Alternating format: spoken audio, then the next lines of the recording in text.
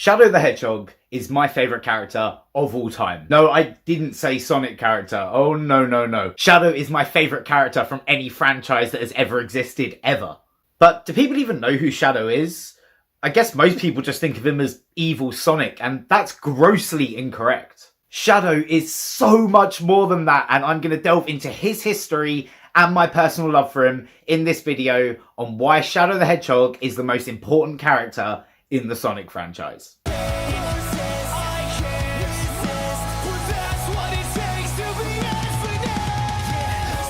In 1951, Dr. Gerald Robotnik was tasked by the government to create the ultimate weapon, with his granddaughter Maria, who was suffering from a rare degenerative condition called NIDS. She was dying and time was running out. Gerald loved his granddaughter so fearlessly that his research deviated into finding a cure. He slaved for weeks in the cold, dark recesses of space. Gerald's mind started to betray him, and he fell victim to evil whispers. The Black Arm aliens had scoured the universe for eons, devouring everything in their wake like a plague, formed of a singular hive mind controlled by the malicious Black Doom.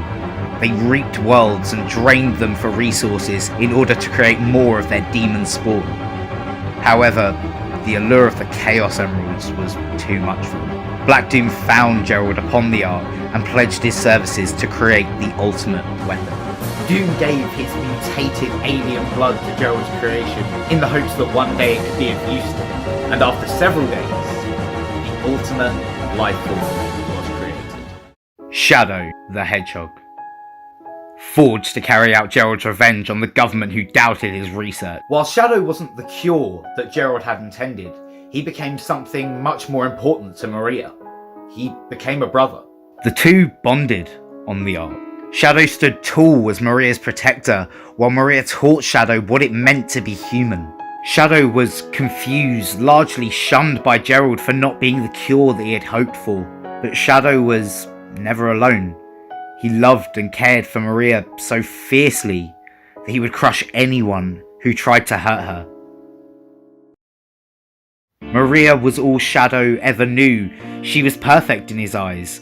She was kind and caring. She was the only person who viewed Shadow as a person and not a weapon. They spoke commonly about the day they would visit Earth together and help the people there with their so many problems.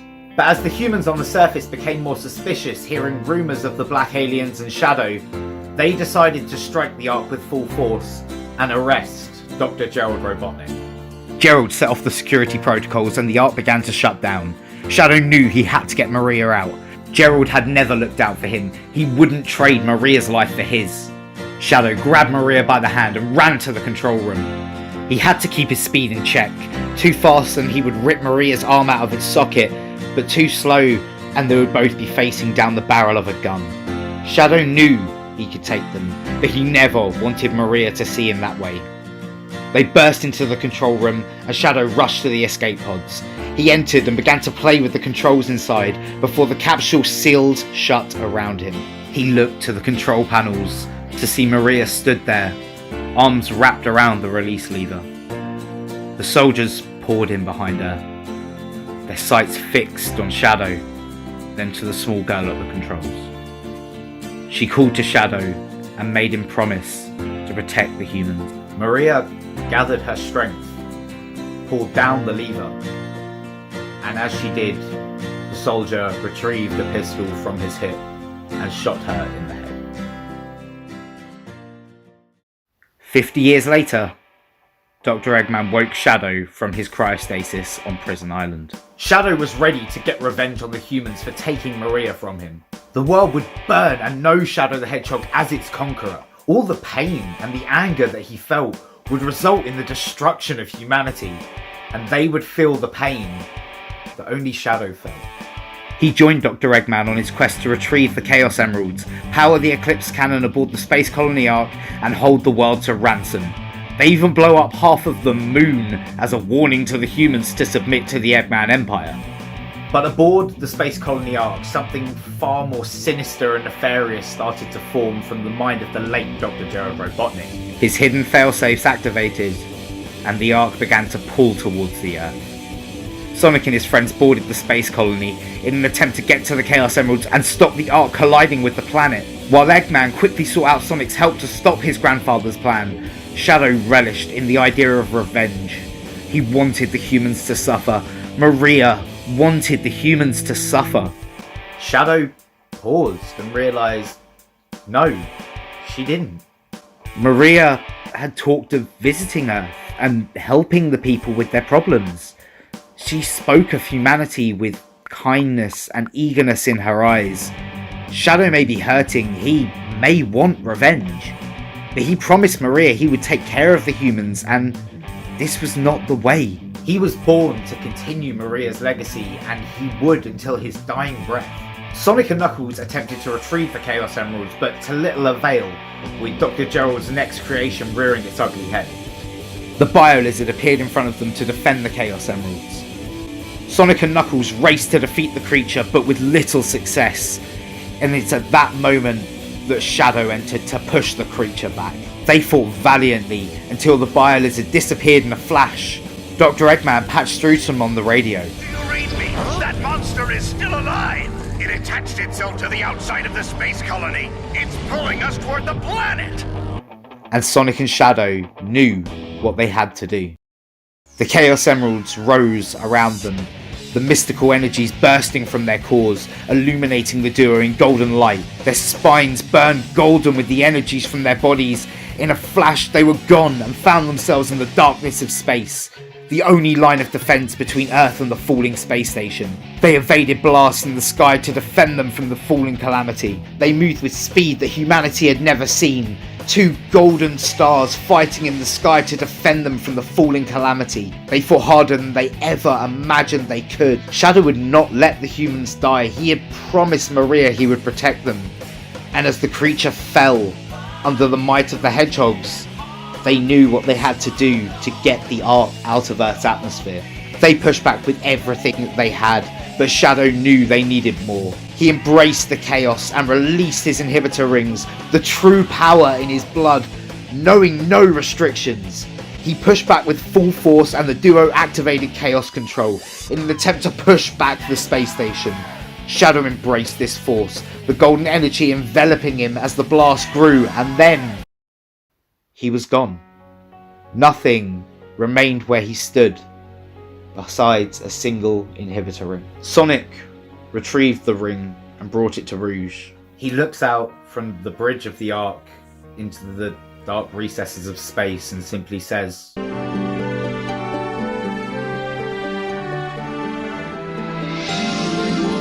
Sayonara, Shadow the Hedgehog.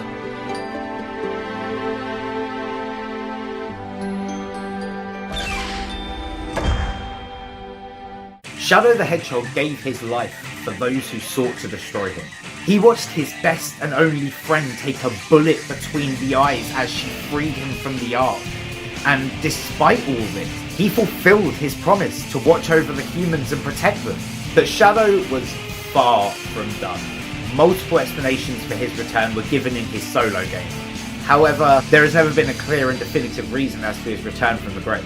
Maybe Sega just couldn't deal with killing off their second most popular character. But if you'd like to see a video on all the different explanations as to how Shadow died, and you'd like me to give my own personal thoughts on them, and guess what? It's not any of the reasons in the game, so there's a bit of intrigue for you.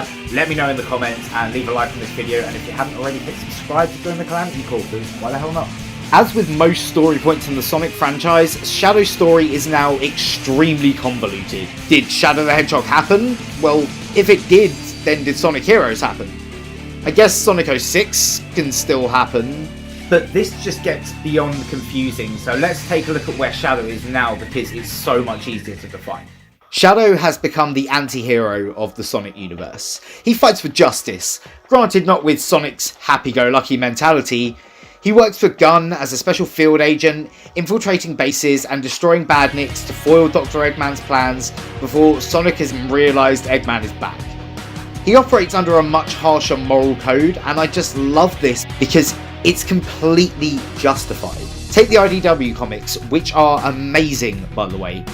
Dr. Eggman finds himself suffering from amnesia after he was sucked into the Phantom Ruby at the end of Sonic Forces. He has no recollection of Sonic, the war, or his life as the nefarious Doctor. He takes on the identity of Mr. Tinker and fixes things in a small town, while building his own theme park for the townsfolk. Sonic listens to Eggman, realises he isn't lying about amnesia. But Shadow? Oh, damn Shadow. Shadow tries to kill him outright. Shadow does not care that he's changed his ways. He used Shadow as a weapon, he murdered thousands of innocent civilians, he decimated 99% of the planet. Shadow was not having it. Sonic and Shadow fight it out, with Shadow begrudgingly walking away, implying if Eggman turns, it's on Sonic. Oh Shadow, if only you knew what was coming, you would have killed him there, buddy. Then if we look at the Metal Sonic fight in the Battle of Angel Island saga, there is a set plan, everyone has a job to do, but Shadow simply doesn't give a fuck. Attacks Metal and ends up giving Metal all of his biometric data, making him extremely quick to counter and giving him an advantage against Sonic and friends. They still manage to defeat Metal, but Shadow almost threw the entire mission away because of his arrogance. But this arrogance, all these little character traits that are synonymous with him, are all reasons as to why he is the most important character in the franchise. Shadow is the only character who had to lose something to gain something. He is the most human of all of the cast. If Sonic represents hope, then Shadow represents cynicism. Shadow the Hedgehog is the most relatable character in the Sonic franchise. Now, I'm not saying you need your one and only friend to take a bullet through the skull to relate, but I don't believe for a second that anyone watching this video has had it as easy as Sonic. Nobody watching this has never taken a loss, and never glimmered for a second on hope. We all have tremendous ups and downs, we face adversity daily and overcome it in our own ways. But we have all lost something close to us, be it an idea, a dream, loved ones, our ideals. It's a natural part of life. Shadow has lived this to the extreme, he has suffered so much, and I see him as a cynical adult like myself.